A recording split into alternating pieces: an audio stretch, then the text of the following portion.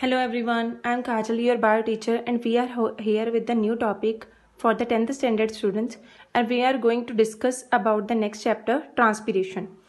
And before starting this topic, I would like to ask a few questions from your last chapter. So you tell me about the tonicity. What do you mean by tonicity? Why the grass is killed when we sprinkle the salt on it? Let's start our new topic, that is transpiration. Transpiration is the loss of water in the form of water vapors from the leaves and other aerial parts of the plant. And water is lost in the form of water vapors. Next, for the measurement of the transpiration, there are the several methods that by that way we can measure the transpiration process. First method is weighing method, in which we are weighing the potted plant before and after keeping it under sunlight for few time, and by that way we came to know that how much that a potted plant has lost the water during that process. Next, another weighing experiment is there, by which we are taking one leafy shoot of a plant in the test tube, and in test tube we are taking the water and a few drops of oil. Now here, what is the purpose of oil? Oil is preventing the water loss, so that is the major function of the oil. And by this way we came to know that the few water level is also reduced. That is the symbol that that leafy plant has taken the water from that test tube. Next method is there, photometer method.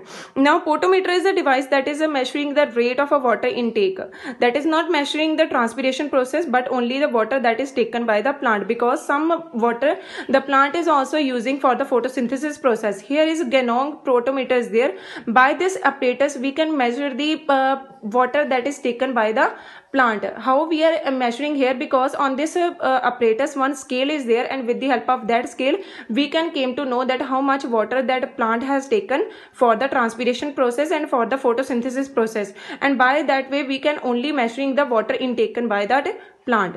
Next, some precautions we have to keep in mind by using this method.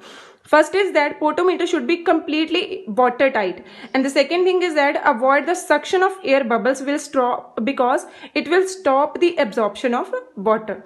And some limitations are also there in use of the photometer method. First thing is that introducing of air bubble is not easy. It is not easy to introduce an air bubble in that. Second thing is that twig may not remain alive for long time.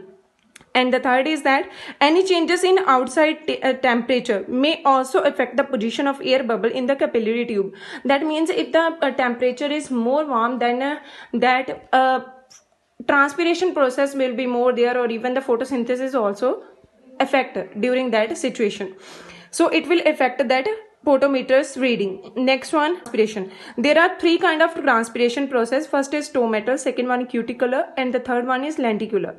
First is stomatal, because you know that on the leaves the stomata, some fine pores are present, and from that fine pores the transpiration process takes place. So that transpiration is known as stomatal transpiration. Second one, cuticular, from the surface of the leaves and even the stems when it takes place, that is known as cuticular. And the third one is lenticular, when from the woody minute pores that pores that are present on the woody stem, that are known as lenticles, and when it happens from the lenticles, that is known as lenticular transpiration. So this was our topic. Hope you understood. Thank you.